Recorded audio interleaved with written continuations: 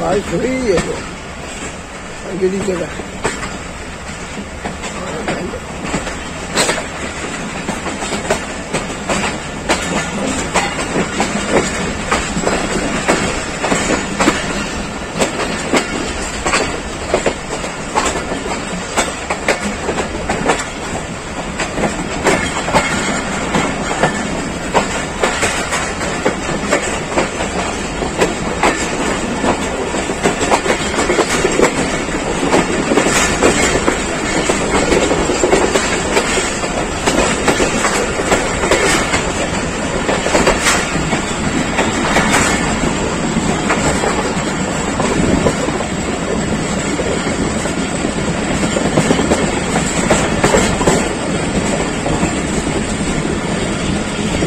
दोस्तों वीडियो भी देखिए और अगर अभी आपने चैनल सब्सक्राइब नहीं किया है तो चैनल भी सब्सक्राइब कर लें।